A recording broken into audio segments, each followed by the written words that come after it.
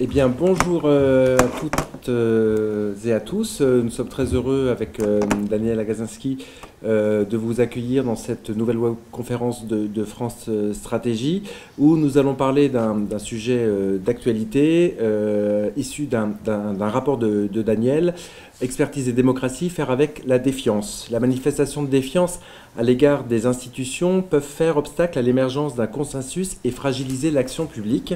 C'est ce qu'on appelle aujourd'hui les experts ne sont pas à l'abri de cette défiance. Comment l'expliquer et mieux la prendre en compte dans la conduite des politiques publiques, c'est le thème de cette webconférence. Donc on va faire cette webconférence en deux temps. Tout d'abord, la présentation de l'analyse qu'a faite Daniel. Nous répondrons ensuite à une première salve de questions. Et dans un deuxième temps, nous parlerons des propositions du rapport. Et du coup, nous pourrons aussi débattre avec vous de ces propositions. Alors, ce rapport, Daniel, bonjour d'abord. Bonjour Jean-Michel, bonjour à toutes et tous. Expertise et démocratie, faire avec la défiance, est issu d'un séminaire long. Est-ce qu'on peut raconter un peu la genèse de ce rapport, comment il est né, et faire peut-être un petit retour sur ces débats qui ont été nourris, nombreux et riches? Oui, très rapidement, c'était un sujet qui intéressait beaucoup de gens, notamment les acteurs de ce champ large de l'expertise dont on parlera très rapidement après, que ce soit des acteurs médiatiques, politiques, administratifs, du monde de la recherche, des associations et bien sûr des citoyens qui, sur la base de plusieurs faits d'actualité difficiles à prendre en charge pour eux, se disaient mais que se passe-t-il? Pourquoi n'écoute-t-on plus les experts? D'où vient cette défiance? Et le point de départ pour France Stratégie, qui est un des acteurs de ce champ-là, consistait à dire arrêtons de chercher des boucs émissaires, commençons à nous poser collectivement la question de qu'est-ce qui fonctionne, qu'est-ce qui ne fonctionne pas dans l'expertise. Parlons-en pendant un an sur le rôle des politiques, le rôle des journalistes, le rôle des administrations, sur quelques sujets phares, la santé, l'environnement, le climat, l'éducation, les questions économiques au sens large. Et donc ce séminaire a duré un an et on en a tiré le rapport dont on va parler aujourd'hui. Alors, point de départ, qu'est-ce qu'on appelle les experts? Oui, c'est un bon point de commencer par cette question parce que ça peut susciter des malentendus ou des décalages. Dans le langage courant, le mot expert, ça désigne celui qui sait quelque chose, qui a un savoir étendu, détaillé sur un sujet précis et qu'on va solliciter, à qui on va demander de partager son savoir quand on a une décision à prendre soi-même, quelque chose à faire. Typiquement, l'exemple qu'on donne souvent, c'est voilà, je dois acheter une voiture, je dois faire réparer ma voiture, j'y connais pas grand-chose, je vais demander à un ami qui est spécialiste, qui connaît vraiment bien ça, non pas de choisir à ma place, non pas de me dire quelle voiture je dois acheter, mais de me conseiller à partir de ce qu'il sait, en fonction de ce moi dont j'ai besoin et de ce que je veux et de ce que je veux faire. Donc c'est un expert? Alors, pour moi, c'est un expert. Je le sollicite en tant qu'expert, même si son métier, c'est pas forcément garagiste. Et en tant que garagiste, s'il est garagiste, son métier, c'est de faire les choses, c'est pas de conseiller. Par contre, moi, je vais avoir recours à lui en tant qu'expert. Je vais le consulter de ce point de vue-là. À France Stratégie, on ne s'est pas intéressé à l'expertise sous toutes ses formes, mais à celle qui conseille l'action publique, la décision publique et qui éclaire le débat public, notamment dans les médias. Et de ce point de vue-là, ce n'est pas non plus un métier d'être expert au service de l'action publique, c'est une situation, la situation de celui ou de celle qu'on va aller chercher, qu'on va consulter pour apporter une connaissance que le décideur, le citoyen, le journaliste n'a pas forcément. Alors, donc on rencontre, enfin les experts rencontrent aujourd'hui une défiance. Pourquoi rencontrent-ils une défiance et depuis quand? Parce que on a l'impression que ça se cristallise là depuis quelques semaines, mais en fait c'est peut-être plus ancien que cela. Oui, plus ancien que quelques semaines, plus ancien que plusieurs années aussi. Bien sûr, il y a eu des événements un peu traumatiques. On parlait du vote sur le Brexit, de l'élection de Trump, des crises autour des vaccins qui ont fait que cette question s'est posée de manière aiguë, encore plus aiguë avec les mouvements sociaux des derniers temps, mais déjà dans un air du temps un peu vif depuis quelques mois, quelques années. Mais le premier point du rapport a été de faire un diagnostic sur du plus long cours, en France et à l'étranger, pour raconter un peu d'où venait cette défiance. Elle vient de loin, elle a pris des formes diverses, et effectivement, ce qui est nouveau, ce sont peut-être davantage les formes qu'elle prend, les manières dont elle circule aujourd'hui, que l'existence même d'une défiance qui a quelque chose, on le verra un peu par la suite, de structurel à la situation d'expertise. Alors, parmi les éléments de contexte pour expliquer la défiance, il y a notamment le niveau de formation des citoyens. Pourquoi le niveau de formation des citoyens est-il important dans cette défiance? Ou comment l'expliquer? Alors, Quand on a cherché à caractériser le contexte, ce qui fait que ça ne se passe pas exactement de la même manière aujourd'hui que hier, en France qu'ailleurs, en ce qui concerne la défiance à l'égard des experts, on a sorti une série de faits un peu structurants, un peu massifs, qui traversent les continents, les pays développés, et notamment l'évolution profonde de la structure des diplômes et des formations qu'ont reçus les citoyens actifs dans un pays donné.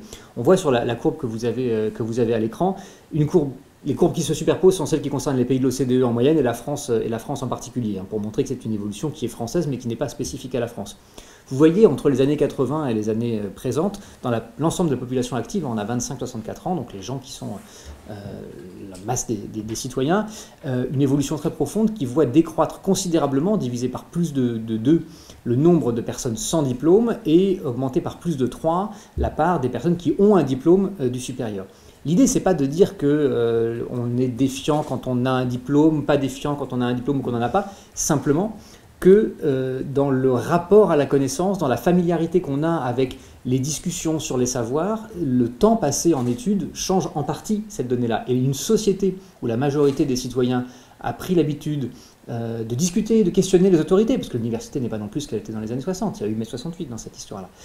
Et cette habitude de fréquentation et de discussion des savoirs contribue sans doute à fragiliser les postures d'autorité de l'expert qui dit « moi je sais, c'est comme ça, n'en discutez pas ». Est-ce qu'il y a d'autres éléments au-delà de la formation des citoyens, par exemple la trajectoire de la croissance? Est-ce que c'est un des phénomènes qui explique cette défiance? Oui, alors ça c'est un élément qu'on a essayé de mettre en avant en ce qui concerne la France en particulier, mais qui serait vrai peut-être de manière moins marquée, mais vrai aussi dans un grand nombre d'autres pays occidentaux. Vous avez au fond dans l'histoire de l'expertise d'État des années d'après-guerre, de ce qu'on a appelé les 30 Glorieuses, une forme d'union sacrée, de coagulation entre, notamment en France, une expertise d'État organisée autour de l'INSEE, de l'ENA, du plan dont nous sommes les lointains héritiers, et donc de l'organisation par l'État de la prospérité économique, du dynamisme, qui se traduisait dans les faits par des taux de croissance annuels extrêmement élevés. On voit dans la partie gauche, dans la le tiers gauche de la courbe, au fond, jusqu'à la fin des années 70, vous avez des taux de croissance avec une moyenne entre 3 et 4% par an, qui du coup renforce y compris la légitimité de ce réseau d'experts par les succès, le résultat économique. Et une fois que, après le premier choc pétrolier, après les krachs boursiers, etc., cette trajectoire globale de croissance se fragilise et s'affaiblit considérablement, le doute apparaît en partie. Est-ce que les politiques conduites ou inspirées par ces experts sont vraiment les bonnes, sont vraiment celles qui nous permettent d'envisager dans l'avenir la prospérité partagée? Et comme on voit que les perspectives de croissance ne sont pas considérées par les Français non plus comme pouvant être celles du retour aux périodes les plus dynamiques, on se dit peut-être faut-il remettre en question ces expertises économiques. La crise de 2008 a aussi un effet catalyseur dans ce que vous avez regardé? Bien sûr, on n'a pas de tendance détaillée sur l'évolution de la confiance dans les experts, mais la confiance dans les institutions et donc aussi dans les experts qui les alimentent a souffert évidemment de la crise de 2008, de la difficulté des États à la surmonter dans un premier temps et à la resurmonter lorsqu'elle prend sa dimension spécifiquement européenne à partir de 2010-2011. Et ça fait partie des éléments qui creusent le sillon de la défiance. Alors, on a parlé de la formation des citoyens, de la trajectoire de la croissance, et puis, bien entendu, ce que chacun a pu voir, a pu entendre, a pu vivre peut-être, c'est les scandales un peu à répétition qu'a connu la France. Donc on va en citer plusieurs, Tchernobyl, la vache folle, les vaccins. Donc tout ça participe également de la défiance. Oui, il y a eu, on les voit un peu sur l'illustration que vous avez, quelques souvenirs évocateurs de crises majeures, notamment de la deuxième... Mediator, la vache folle. Voilà, absolument, le Levothyrox plus récemment, et quelques autres qui ont marqué l'opinion parce que, le sang contaminé, non, je ne sais pas si tu l'avais évoqué, pas encore.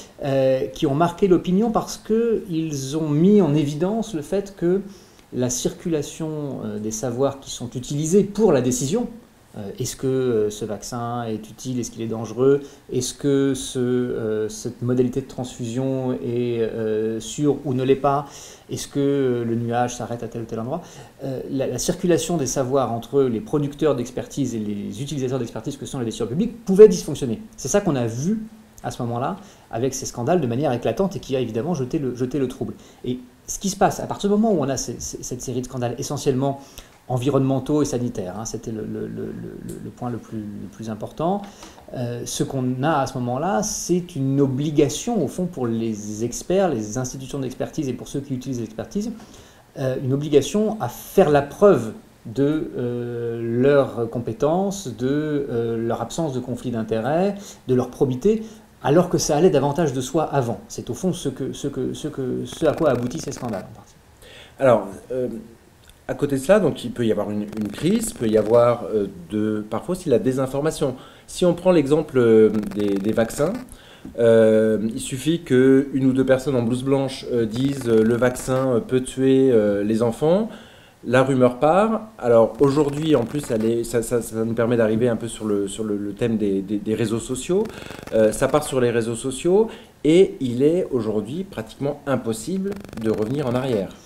Quel rôle les réseaux sociaux, même si ça ne vient pas de là, enfin, il me semble, quel rôle les réseaux sociaux jouent dans ce facteur?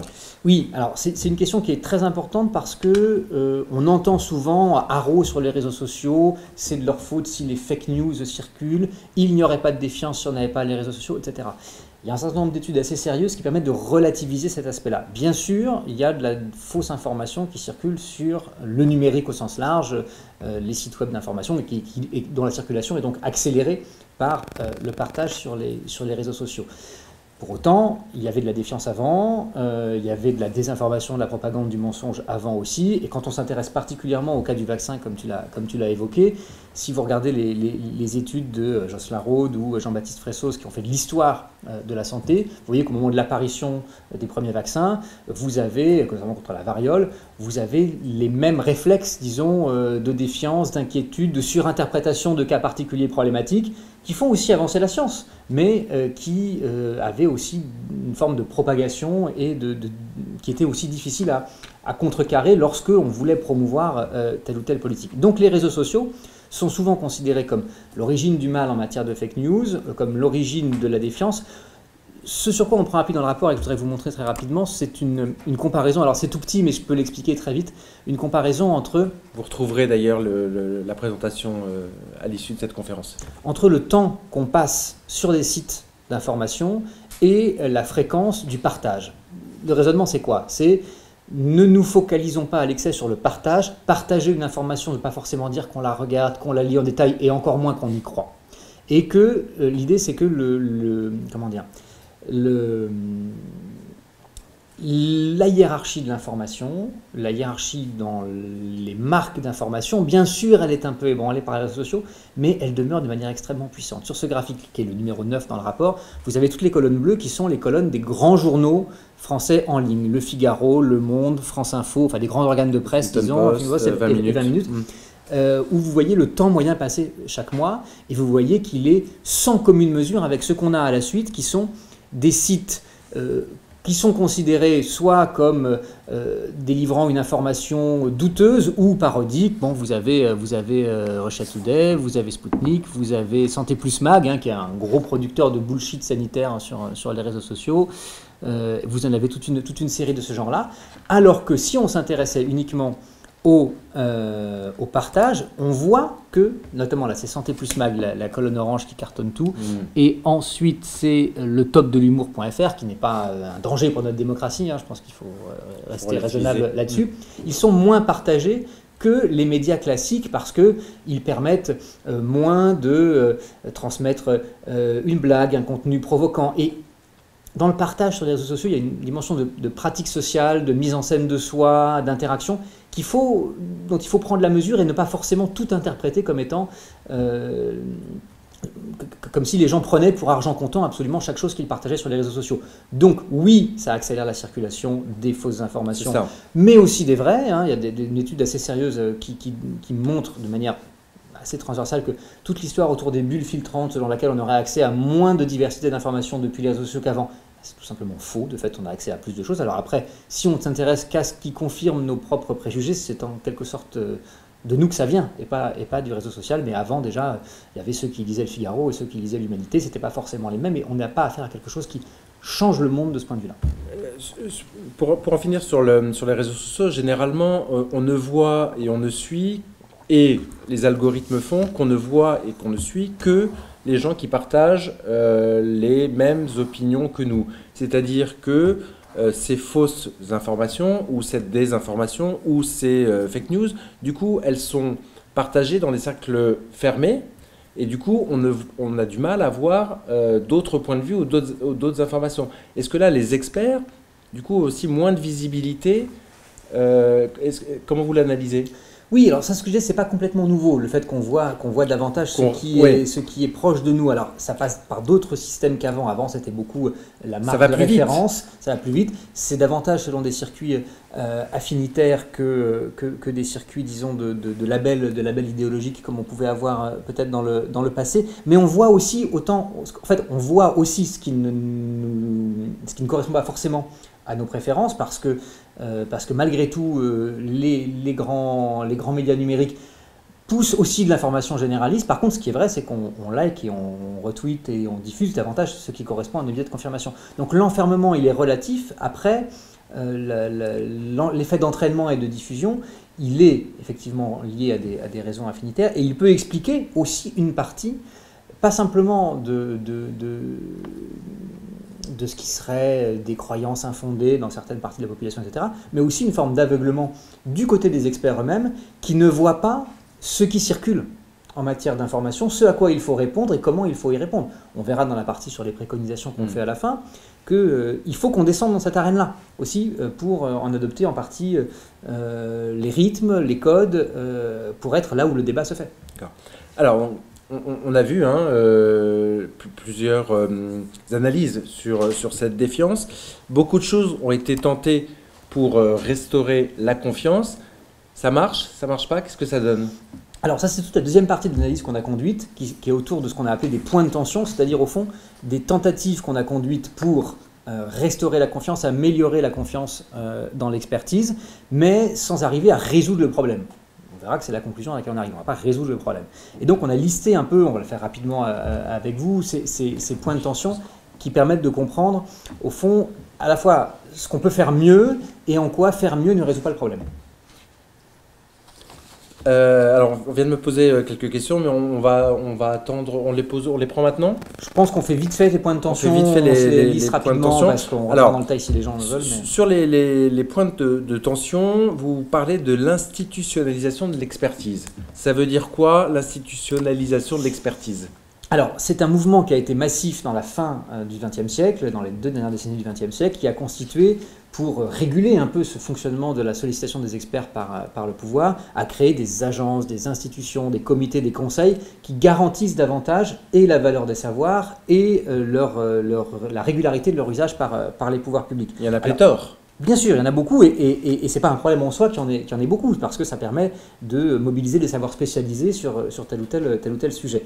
Ça a un effet positif certain, c'est de pouvoir marginaliser un peu des experts autoproclamés dont les savoirs ne seraient pas validés au fond par les pairs de la même discipline, mais ça ne résout pas le problème de la défiance, parce que vous voyez par exemple sur les vaccins, quand vous demandez y compris à des médecins s'ils font confiance à la politique vaccinale conduite en France, ceux qui sont défiants vont dire « mais je n'ai pas non plus confiance dans l'institution, la haute autorité de santé, les autorités sanitaires du médicament, je n'ai pas non plus confiance dans ces institutions-là, et du coup, tout ce qui vient de ces institutions, pour ceux qui ont une racine de défiance à l'égard de l'expertise, peut être sujet à caution de la défiance. » Voilà en quoi l'institutionnalisation est importante, mais ne résout pas le problème. Alors, à côté de ça, et on en parle énormément depuis quelques semaines, c'est la participation des citoyens. Alors, c'est quoi la participation des citoyens? Comment, dans votre rapport, vous la voyez? Et est-ce que ça marche, la participation des citoyens? Est-ce que c'est la clé ultime? Alors, la clé ultime, est-ce que c'est le Graal? La clé ultime, spoiler, il n'y en a pas. Et c'est pas le Graal non plus. Mais ce qui m'a frappé, moi, quand j'ai travaillé sur ce sujet, c'est que la plupart des gens, aussi bien du côté des citoyens défiants que du côté des experts inquiets, avaient spontanément une vision consistant à opposer participation et expertise. En gros, soit c'est les citoyens qui donnent leur avis, soit on écoute les experts. Mais si on part comme ça, on part battu d'avance, on n'y arrivera pas. parce que ça suppose que les citoyens n'ont que leur petite opinion à dire, alors que les experts, eux, ils ont un savoir consolidé, alors qu'évidemment, c'est beaucoup plus compliqué que ça.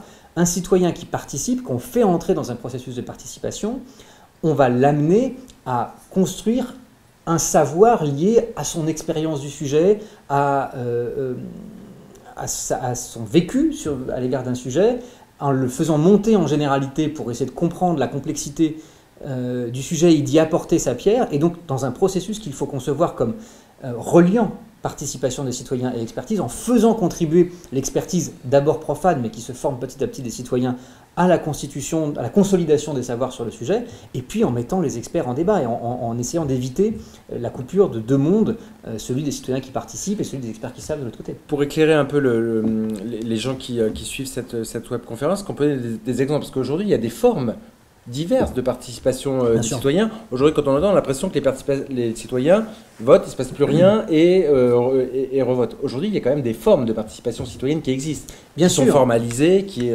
Bien sûr, mais qui reposent sur des formes qui doivent être complétées. C'est-à-dire qu'il y a... Alors, par exemple, il y a typiquement les conférences de citoyens où on va faire venir ce qu'on appelle un mini-public, c'est-à-dire une quinzaine de personnes qui vont être formées, qui vont remettre un avis, mais qui va éclairer le débat, mais qui ne va pas donner à l'ensemble des citoyens l'expérience de la participation. Si je ne suis pas tiré au sort dans mon jury citoyen, en tant que citoyen, je n'ai pas participé. La plupart du temps, on va solliciter des citoyens via des sondages, mais qui, pareil, ne vont pas donner le sentiment de participation. Il y a bien sûr des choses qui se passent en ce moment. Il y a le lancement par un grand nombre de mairies de cahiers de doléances. Alors, ces cahiers, ce sont au fond des tentatives pour commencer un peu ce travail dont on parle ici, c'est-à-dire de faire entrer la parole des citoyens dans un canal qui va lui donner une dimension d'expertise, qui va faire qu'on va en savoir davantage à l'issue au moment où les citoyens se sont exprimés, et pas simplement recueillir des opinions individuelles. C'est ça, au fond, sur quoi on peut progresser, on en parlera dans les préconisations à la fin. Alors, à côté de cela, il y a aussi parfois, souvent, le manque d'indépendance des experts qui a été mis en cause.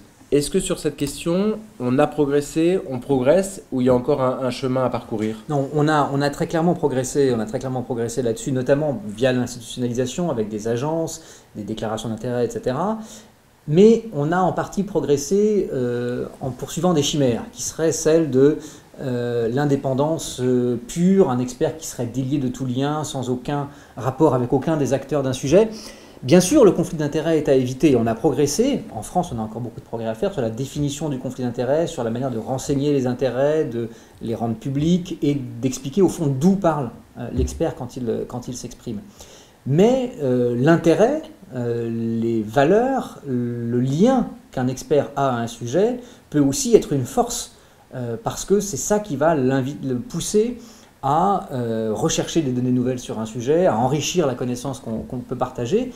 Et simplement, si on accepte, ce qui est une des conclusions du rapport, qui n'est pas un scoop, mais qu'on accepte l'idée que l'indépendance pure est une chimère, il faut contrebalancer au fond cela par deux phénomènes, donc la transparence sur les liens d'intérêt et la pluralité, la capacité à permettre à une diversité d'intérêts, d'orientation, on y reviendra juste à la suite, d'être représentés dans les processus de consultation d'experts. Mais alors quand il y a plusieurs expertises, comment on fait, à qui je me fie, qui peuvent être contradictoires? Qui croire? Qui a raison? On pourrait imaginer que la pluralité des expertises, ça va être de l'interdisciplinarité joyeuse et que vas-y que je te complète mon expertise par la tienne, etc. En vrai, c'est souvent plus compliqué que ça parce que les angles qu'on prend sur un sujet dépendent beaucoup de la discipline qu'on adopte, de l'approche qu'on a à l'intérieur de cette discipline, du prisme temporel, local qu'on adopte. Et donc, il y a des divergences qui ne dépendent pas simplement des opinions des experts des uns et des autres, mais de leur manière d'aborder un sujet. Et ce qu'il y a dans cette concurrence entre les experts, c'est là encore un signe, une révélation, un signe qui révèle plutôt que l'idée selon laquelle on pourrait trouver l'expertise définitive, finale, conclusive et sans appel sur un sujet donné est une chimère. Et donc il faut accepter cette concurrence-là. Elle n'est pas accidentelle, cette concurrence. Elle révèle le plus souvent le lien qui existe entre la manière dont on appréhende cognitivement, intellectuellement, scientifiquement un sujet et les perspectives politiques qu'on a sur un sujet. Qu'est-ce qu'on veut faire? Si je m'intéresse à la pauvreté, à l'éducation, je vais chercher à approfondir la connaissance que j'ai de tel ou tel aspect en fonction de ce qui me semble important. Et important, c'est une question de valeur. On va aussi un petit peu accélérer parce que je vois le temps qui passe pour avoir du temps aussi Bien sur sûr. les questions qu'on nous a posées et sur les recommandations. Alors quand on feuillette les rapports ou les notes de France Stratégie, c'est pas trop le cas dans le rapport expertise et démocratie, mais on voit de plus en plus de chiffres, de tableaux, de graphiques, de données. Qu'est-ce que cela change sur cette question? Le chiffre, ça apparaît un peu comme le Graal de l'expertise, comme tu disais tout à l'heure, parce que ça donne l'impression de la synthèse, de l'objectivité, de la dimension définitive. Voilà, il y a 20% et donc il faut résoudre, etc. De fait, ça permet d'objectiver un certain nombre de choses, ça permet de parler de la même chose, de dire voilà. Mais il y a toujours un nombre considérable de manières différentes de découper une réalité, de la mesurer, de la comparer et derrière de l'interpréter. Et le risque avec le chiffre, les risques avec le chiffre, il y en a plusieurs, on les connaît bien. C'est d'oublier ce qui n'est pas chiffrable, et donc toutes les dimensions qualitatives, interprétatives de la donnée. Il y a le risque de faire passer pour équivalentes des choses qui sont intrinsèquement incommensurables. On le voit quand on essaie de chiffrer la biodiversité, le climat. Ok, c'est un coût, on peut le remplacer par autre chose, mais est-ce qu'on peut vraiment le remplacer par quelque chose qui représente la même somme d'argent? Ça, c'est la monétarisation, ce qui est un petit peu différent du chiffrage. Mais enfin, le chiffrage est un pas vers la monétisation. Et puis, il y a le risque bien connu de tout ce qu'on a appelé les politiques du chiffre, où on va se focaliser sur les indicateurs à court terme et où on ne va pas s'intéresser aux finalités de la politique. Donc, il ne s'agit pas de dire qu'il ne faut plus faire de chiffres, il s'agit de dire qu'il faut les laisser à leur juste place, importante pour comprendre ce dont on parle, pour le mesurer, mais sans en faire des totems. Et côté technologie, est-ce que l'intelligence artificielle, dont on parle beaucoup, notamment aussi ici à France Stratégie, est-ce que l'intelligence artificielle demain pourrait remplacer les experts? Du coup, plus critiquable. Ben c'est à la fois le désir et le risque. C'est exactement ça. C'est-à-dire que avec l'intelligence artificielle, avec notamment l'un des aspects en deçà de l'intelligence artificielle, qui est le big data, le traitement massif de données, qui n'est pas précédé comme l'est le travail statistique d'hypothèses, de concepts avec lesquels après on va puiser, mais qui confie au fond à la machine la faculté, la responsabilité de faire sortir des données des éléments signifiants. On a à la fois l'impression qu'on a quelque chose qui, plus qu'avant, va permettre de faire sortir la réalité de la chose telle qu'elle est, et pas biaisée par nos interprétations. Mais en même temps, d'une part, ça peut reconduire des biais anciens, on le voit avec la justice prédictive, et d'autre part, ce que ça risque de faire aussi, c'est qu'on ne soit plus capable de discuter, justement, comme on peut l'être, comme on peut le faire malgré tout sur la statistique, où on est capable de dire, mais au fond, votre concept là de pauvreté, votre concept d'inégalité, on pourrait le prendre sous un autre angle, etc. Là, si on laisse aux machines le soin de produire les analyses elles-mêmes, de produire les régularités, on risque d'avoir beaucoup plus de difficultés à les discuter. Or, la démocratie, on n'en a pas parlé directement, mais c'est dans le titre du rapport, la démocratie, ça suppose qu'on puisse, bien sûr, qu'on puisse discuter de tout cela. Et la question, c'est de savoir comment on produit de la discutabilité de ces algorithmes et de ce big data. Alors, on a parlé d'énormément de choses. En résumé et en conclusion, à quelle conclusion vous arrivez du coup, en fonction de tous les sujets dont on vient de parler, la croissance, la formation, les réseaux sociaux, la participation des citoyens, etc. Très rapidement. Très rapidement, c'est le titre du rapport, c'est faire avec la défiance. C'est-à-dire qu'on voit bien que chaque fois qu'on essaye de faire quelque chose pour restaurer la confiance, ça peut produire des effets à court terme, ça peut déplacer la défiance, mais on ne va pas la faire disparaître. Donc apprendre à faire avec, ce n'est pas s'y résigner, c'est la prendre au sérieux et se donner les moyens de faire contribuer la défiance à l'expertise elle-même. Merci Daniel. Alors on va prendre Flavio une première série de questions. Alors Stéphane nous dit il manque un élément majeur. La cause racine de cette défiance et une crise de défiance est avant tout une crise de confiance. Oui. Oui. Non, d'accord. En fait, je suis pas sûr de comprendre exactement ce que veut dire Stéphane là-dessus. C'est-à-dire que ce qu'on analyse. C'est avant tout une crise de confiance. Alors, la défiance. Oui, c'est presque dans la définition des mots, donc je vais être d'accord. La question qu'on essaie de tisser un peu dans le rapport, c'est les différents niveaux qu'il peut y avoir de défiance, de méfiance ou de confiance. Au fond, on a besoin d'une forme de confiance dans les experts parce qu'on va faire confiance à leur avis parce qu'ils savent des choses qu'on ne sait pas. Par contre, ça ne veut pas dire qu'on n'a pas à interroger ce qu'ils font, qu'on n'a pas à exercer une forme de défiance au sens esprit critique, tout simplement.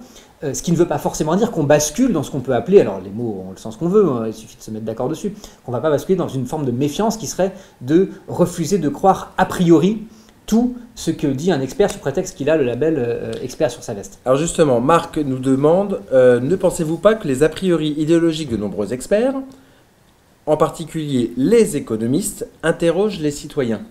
Bien sûr, c'est-à-dire que vous avez...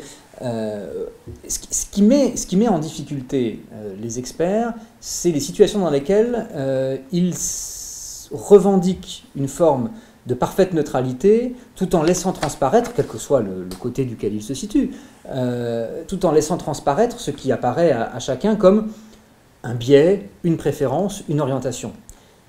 Je ne dis pas qu'il faudrait renoncer à toute présomption d'objectivité, il faut être capable de se mettre d'accord sur des choses, sur des faits, sur des données, sur la pertinence de certaines données.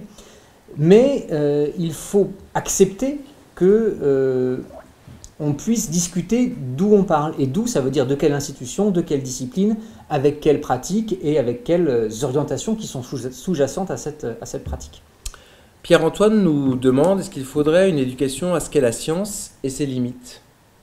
Oui, alors ça fait partie des choses qu'on dit fondamentalement dans la partie sur les préconisations. Pierre-Antoine était en avance. On dit souvent il faut former les citoyens à la culture scientifique, qui comprennent ce que c'est la science, mais pas uniquement. Il faut aussi que chacun comprenne les limites, c'est-à-dire la pertinence, la portée d'un énoncé. Ce n'est pas parce qu'une donnée existe sur un phénomène que ça en résume l'ensemble des paramètres. C'est ce que j'ai essayé d'avancer sur le concept d'épistémologie. Il faut faire une culture de l'épistémologie, c'est-à-dire au fond une connaissance de la portée, la limite, la pertinence de certains énoncés et des usages qu'on peut ou ne peut pas en faire. Alors, Lionel nous demande quel est le processus, alors c'est intéressant, pour déclarer une personne experte dans un secteur d'activité. Est-ce qu'il y en a une d'ailleurs? Est-ce que le statut d'expert a une durée dans le temps? Est-ce qu'il y a une date limite de péremption?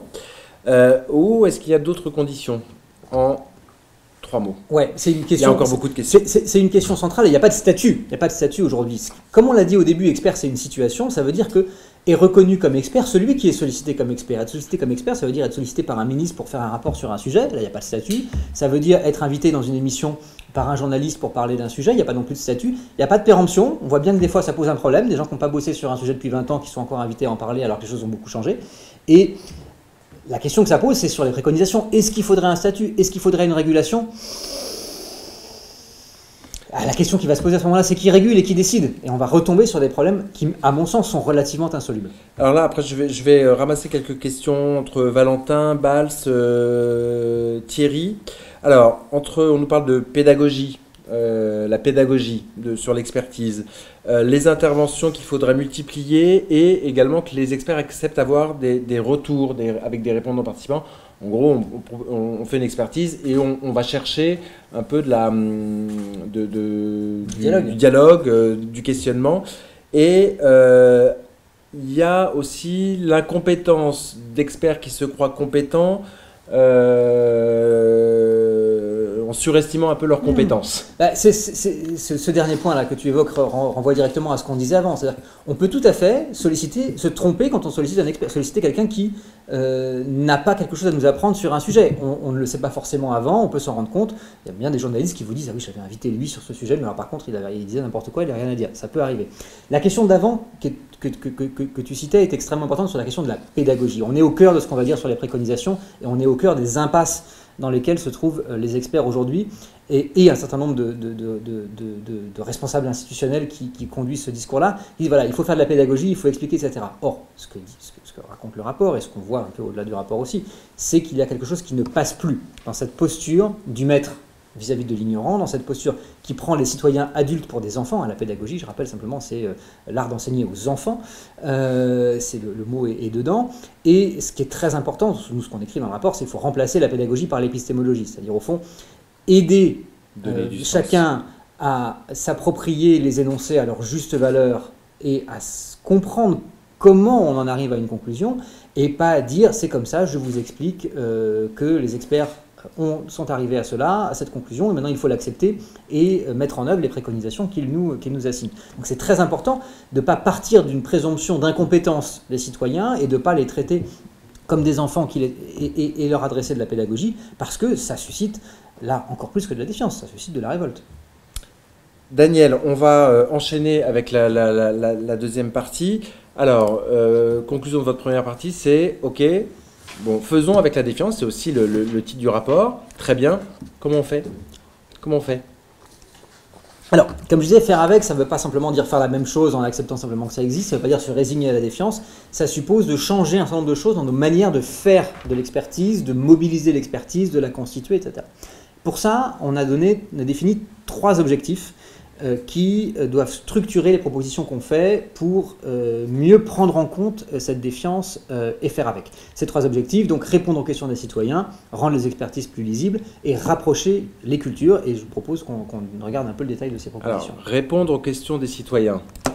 Premier objectif, ça veut dire quoi? On est exactement sur la suite de ce qu'on disait tout à l'heure avec la pédagogie. C'est-à-dire que c'est arrêter de partir du principe qu'on a des messages tout faits, qu'on a des choses que l'on sait, qu'on doit communiquer, qu'on doit transmettre telles quelles, et de sortir de cette communication descendante qu'on trouve dans la vulgarisation scientifique, dans la médiation scientifique souvent, qui aboutit souvent à l'idée que... qui peut produire chez le citoyen le sentiment que c'est bien beau ce que nous disent les experts, mais moi ça ne répond pas à mes questions. Pourquoi sur tel vaccin on a tel dosage d'aluminium? Pourquoi est-ce qu'on a décidé que ça... Et de fait, aujourd'hui, on ne trouve pas directement de réponse à nos questions. Et donc, pour ça, il faut structurer dans les institutions d'expertise, les institutions de décision, notre capacité à aspirer, à recenser, à recevoir et à trier les questions et les interpellations des citoyens sur ce sujet. C'est pour ça que la première proposition qu'on a faite, c'est une proposition institutionnelle qui consiste à créer un défenseur du droit d'accès aux expertises. Ça veut dire quoi? Ouais, bah oui. C'est pas une personne, hein, simplement, c'est une institution qui ouvre grand les yeux, les oreilles, les portes, pour que les citoyens qui ont une interpellation à transmettre sur la façon dont telle ou telle expertise en matière scolaire, en matière économique, en matière sanitaire, en matière tout ce que vous voulez, a été utilisée pour prendre une décision, et disent alors là, je suis surpris, je suis étonné, cela me choque, je ne comprends pas, quel que soit le niveau, disons, le degré de défiance, et que ensuite cette institution recense. Alors elle ne répond pas directement, personne n'a de réponse définitive à ces questions-là, elle recense l'ensemble de ces questions, elle les classe, elle leur donne une visibilité, elle les porte dans le débat public, et elle va chercher derrière les institutions d'expertise et les institutions de décision en leur disant « Est-ce que vous avez une réponse à cette interpellation? Est-ce que vous pouvez répondre aux citoyens là-dessus? Et si vous ne le faites pas, ça va se voir. » Donc ça va obliger un peu les gens à le faire. Et si vous le faites, ça peut faire bouger une partie ça peut apporter une réponse aux gens qui les ont posées. Et s'il n'y a pas du tout de réponse à telle ou telle question qui fait l'objet de beaucoup d'interpellations, eh bien, la sous-proposition qu'on a ensuite, ce qu'on appelle un budget citoyen pour lancer les travaux de recherche scientifique d'intérêt public, c'est de dire, vous les experts sur ce sujet, vous n'avez pas la réponse, on va vous mettre autour de la table avec les citoyens pour voir si on peut produire un élément de recherche, un programme de recherche qui va, pas forcément apporter la réponse définitive là-dessus, mais qui va éclairer la question que les citoyens ont posée.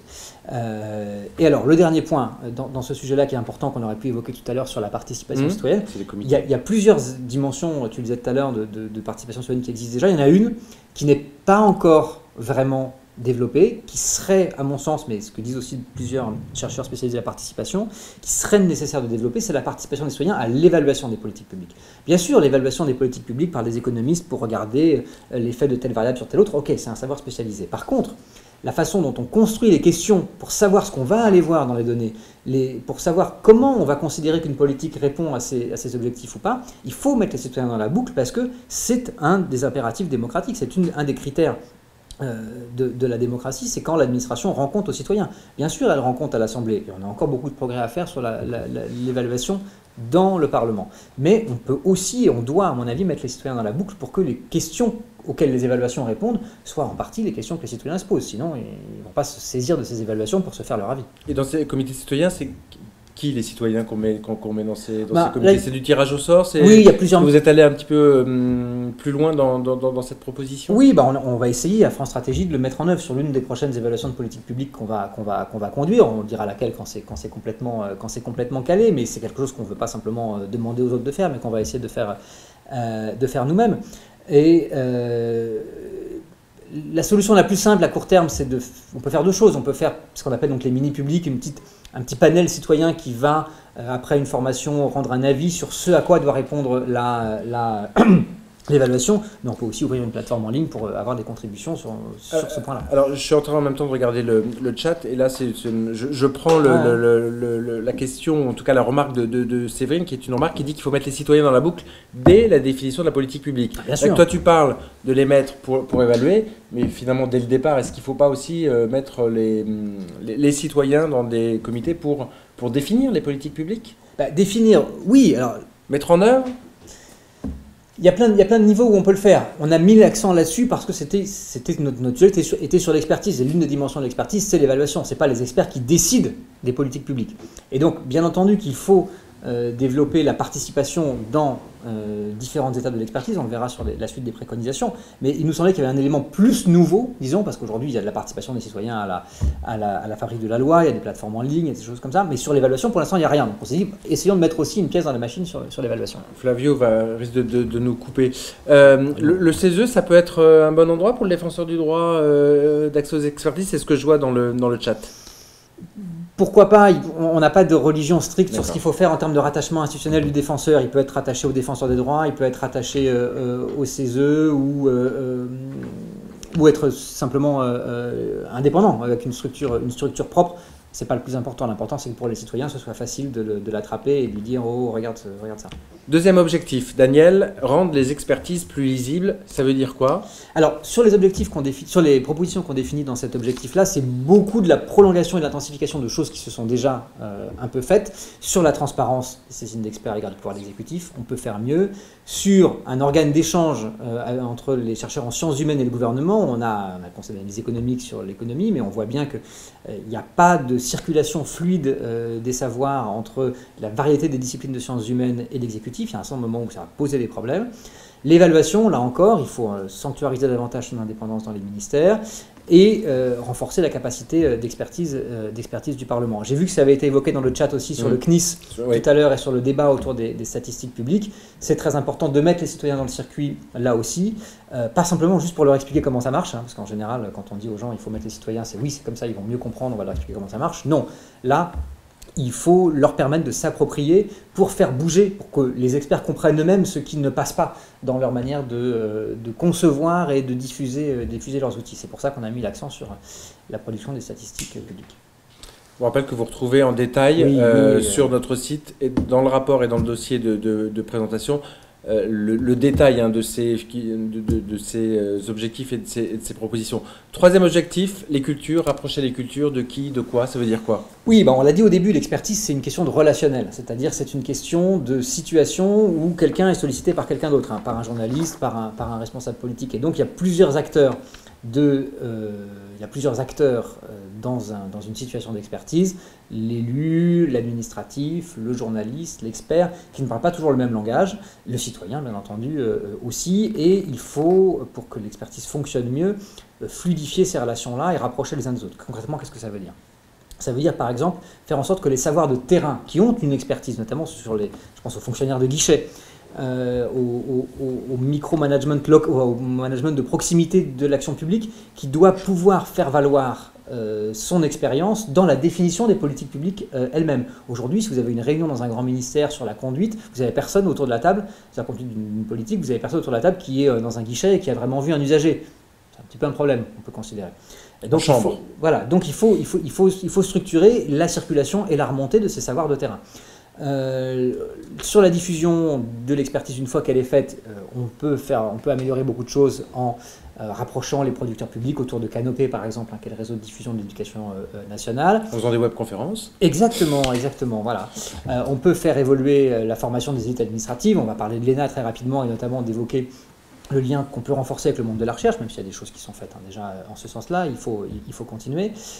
Former les chercheurs à la parole publique. Alors, sur ces deux-là, donc ça veut dire que aujourd'hui ne sont pas du tout formés, pourtant on en voit sur des plateaux de télé, on n'en voit pas assez, on voit toujours les mêmes. C'est ça, il y a des bons clients, il y a ceux qui ont pris goût à ça, alors qui parfois se font critiquer par leurs collègues parce qu'ils passent trop de temps dans les médias, mais qui ne sont pas forcément toujours prêts à se prendre une polémique virulente dans la figure avec des gens de plus ou moins bonne foi, et qui du coup vont soit fuir l'arène médiatique, soit s'y déformer. Et il y a une montée en compétences collectives qu'on a à faire là-dessus pour tenir le rang face aux éditorialistes, face aux polémistes, etc. Et le dernier point justement, c'est les journalistes, former, ou en tout cas introduire des modules de culture scientifique et d'épistémologie dans la formation des journalistes. C'est ce qu'on disait. Ils racontent n'importe quoi aujourd'hui? Non, mais ils disent eux-mêmes, on est moins nombreux dans les rédactions. Pour bien choisir l'expert, au fond, il faut être un peu expert soi-même. C'est ce qu'a dit une journaliste qui était venue au séminaire. Une journaliste, c'est une directrice d'école de journalisme. Et être expert soi-même, c'est pas possible. Par contre, arriver à mieux se repérer dans la cartographie des savoirs scientifiques et savoir qui il est pertinent de mobiliser pour répondre à quelle question et pas à telle autre, c'est les premiers à dire qu'ils ont envie d'en savoir plus et de progresser sur ce sujet. Merci Daniel. On va prendre un second jeu de questions-réponses. Alors, Véronique nous demande, alors, on est un petit peu encore sur la première partie, n'y a-t-il pas un problème de qualité d'expertise? Souvent, les analyses statistiques sont légères et on fait dire aux chiffres ce qu'on veut. Alors, il y a deux questions là-dedans. La question de la qualité, on n'a pas voulu rentrer dedans parce qu'on est partie prenante, on aurait été jugé partie. On n'est pas là pour dire, on n'a pas été là pour dire, il y a le bon expert, c'est celui qui fait comme ça, il y a le mauvais expert, c'est celui qui fait comme ça. Encore une fois, ce qui fait l'expert, c'est la sollicitation.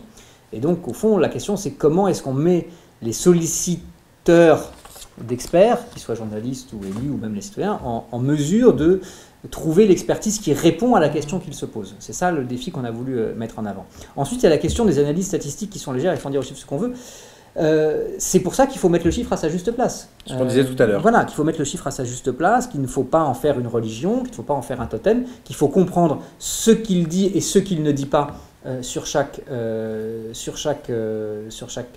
question, et qu'on puisse compléter un chiffre par un autre, pas forcément parce qu'il dit le contraire, mais parce qu'ils sont deux prises de vue, deux points de vue sur un même objet. Une autre question, on était tout à l'heure on a parlé des journalistes. Quel rôle la presse et les médias dans la défiance? On pourrait en faire une webconférence entière rapidement. Est-ce que les médias ont leur part de responsabilité dans la défiance? Alors, je suis pas là pour dire, qui est responsable, qui ne l'est pas. Ce serait un peu facile de jeter la responsabilité sur les médias. Eux-mêmes s'interrogent beaucoup sur leur capacité à mettre en avant une expertise qui éclaire vraiment le débat public et pas simplement à faire du débat, de la punchline, du pour-contre et toutes ces choses-là. Cette responsabilité-là, la question de la responsabilité de journaliste, la question que moi j'ai envie de me poser, c'est comment on les aide à, non pas restaurer la confiance, parce qu'encore une fois, pour moi, c'est un objectif qui est en partie contre-productif, mais à permettre une meilleure circulation des connaissances et de leur questionnement. C'est pour ça qu'on évoque la question de la formation. On aurait pu réfléchir aussi, on ne l'a pas fait parce qu'on n'était pas ni outillé ni bien placé pour ça. La question du modèle économique des médias, il y a beaucoup de questions là-dessus, sur le rapport au temps, le rapport à l'indépendance, etc. Alors sur lequel il y a beaucoup de gens qui écrivent aujourd'hui. Il y a certainement des choses à faire de ce côté-là. On ne s'est pas exprimé là-dessus dans le rapport parce qu'on n'est pas là pour dire aux médias comment ils doivent fonctionner. Mais on sait que ces questions se posent et on pense qu'il faut continuer à se les poser. Alors, il y a d'autres. Alors, il y a une question importante qu'il faut absolument que je te pose, c'est dans le cycle de séminaires que tu as réalisé pour nourrir ce rapport, est-ce que tu n'as interrogé que des experts? Ou est-ce que des citoyens ont participé? Non. Alors, pas que des experts, parce qu'encore une fois, on a différents acteurs de l'expertise. Il n'y a pas que les experts qui sont dans l'expertise, il y a ceux qui les sollicitent, encore une fois, journalistes, élus, responsables associatifs, etc. Sur le séminaire était ouvert à tous. Donc voilà, c'était sur le site de France Stratégie, n'importe qui pouvait s'inscrire et plein de gens différents sont venus. On a lancé un appel à contribution en ligne pour que des particuliers ou des institutions puissent répondre. On n'a pas eu énormément de réponses parce qu'on n'a pas, de là où on est, de capacité à attraper le citoyen directement là où il est, à le faire venir. Il y en a bien sûr parce qu'il s'intéresse déjà à ces questions-là, mais on n'a pas les outils directement pour faire parler. On pourrait faire un micro-trottoir. Est-ce que ce serait le plus pointu? Je ne sais pas. Moi, je parle au bistrot de ces questions-là aussi, mais c'est pas une enquête. C'est ce qu'on rappelle tout à l'heure sur le sondage, etc., que ce ne sont pas des expressions. Et en un sens, évidemment, ça manque. On manque de savoir sur la façon dont les citoyens se rapportent à cette chose-là. Le séminaire, on a essayé des choses. Faut quand même, on peut raconter un peu. On a essayé de le mettre rapidement. Voilà, oui, bien sûr. On l'a mis sur Facebook Live. Bon, ça n'a pas cartonné. Ça n'a pas pris parce que Parce que c'est difficile, c'est pour ça qu'on dit qu'il faut rapprocher les cultures, c'est parce qu'on a conscience qu'aujourd'hui, les formats des uns ne sont pas forcément les formats des autres, mais en même temps, on considère que le citoyen n'est pas non plus condamné au sondage, et donc il faut inventer ces formes nouvelles. Alors après, il y a une question sur la défiance versus les experts, mais est-ce que vous avez regardé la défiance versus les politiques? Bah, ça, il y a beaucoup de gens qui le font déjà. Hein. On a notamment la grosse enquête du CEGIPOF, le Centre d'études politiques de Sciences Po. Nous, notre sujet, c'était pas celui-là. Il est passionnant, il est en un sens déjà beaucoup plus instruit et questionné que celui spécifiquement sur les experts. Donc, on interroge dans une des parties du rapport les interactions entre défiance à l'égard des politiques, défiance à l'égard des experts, défiance des politiques à l'égard des experts. Vous avez toute une partie sur les discours de politiques qui, un jour, vous disent, vous savez, moi je vous dis ça, mais c'est pas moi qui vous le dis, c'est les experts, et qui le lendemain vous disent, oh, vous savez, les experts, ils disent toujours la même chose. Et moi, je ne les écoute pas, ce que j'écoute, c'est vous, les Français. Donc, bien sûr, il y a des interactions assez complexes sur ce sujet-là qu'on a abordé, et sans prendre de plein pied la question de la défense envers les politiques. Oui, je vais finir ma phrase, tu vas pouvoir... Pardon, je rebondis, je peux t'interrompre? Absolument, absolument. Les séminaires étaient en semaine, pendant les heures de travail. Oui. C'est pour ça qu'il n'y avait pas de citoyens, peut-être. C'est Alexandra qui nous dit ça. Alors, allez, on rentre dans la cuisine. On s'est beaucoup questionné sur les horaires des séminaires. C'est vrai. Moi, je voulais les faire le soir. Je voulais les faire le soir, mais le problème, c'est ici, on est dans une activité professionnelle. Il y a des hommes, il y a des femmes, il y a des gens qui ont des enfants, et donc on dit non, il ne faut pas faire les séminaires et les réunions en soirée, en soirée, il faut les faire l'après-midi. Bon, ok, on les fait l'après-midi. On les a fait parfois à l'heure du déjeuner, c'est pas cela qu'on pouvait suivre en ligne, c'est peut-être ça qu'on aurait dû faire comme l'horaire de la webconf aujourd'hui, où on peut le suivre en ligne. Mais oui, on veut progresser sur tout ça, parce qu'on a des impératifs contradictoires. Faire venir des gens qui viennent dans le cadre de leur activité professionnelle, échanger avec des gens qui ne sont pas dans ce cadre-là, et c'est des choses sur lesquelles on peut progresser. Pour terminer, Jean-Marie nous dit, regardez ce qui se réalise ailleurs, dans la francophonie par exemple, des forums idées au Québec, des forums sur les innovations des habitants à La Réunion, et Laurence qui nous dit, le rôle des structures de défense des consommateurs sont-ils un canal possible? Alors, deux questions différentes sur ce qui se passe à l'étranger. Oui, il y aura un travail à faire pleinement. On cite pas mal d'exemples historiques étrangers dans le rapport, mais comment dire, la structuration de la mobilisation des savoirs dans les pays est très différente selon l'histoire institutionnelle. On a parlé de l'ENA, de l'INSEE, du plan, etc., qui marquent l'histoire de France, et qui donc faudrait voir de manière un peu décalée la façon dont ça se passe dans d'autres pays.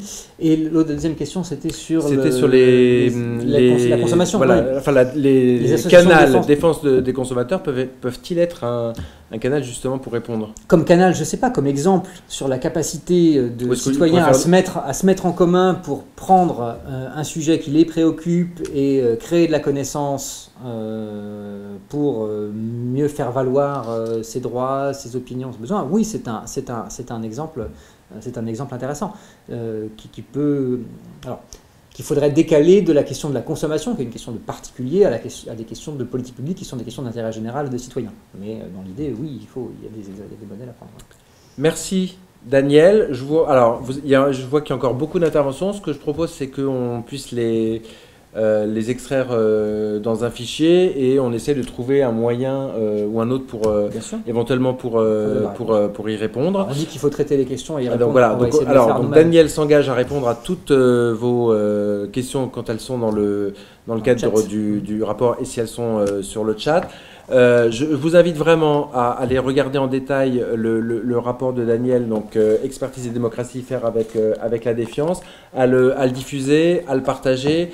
On est dans un moment important, et je crois que c'est un bon matériau qui doit nourrir le débat public. Merci à tous, merci beaucoup Daniel, et à très bientôt. Merci Flavio, merci toute l'équipe pour l'organisation de cette webconférence. À bientôt, et rendez-vous sur stratégie.gouv.fr.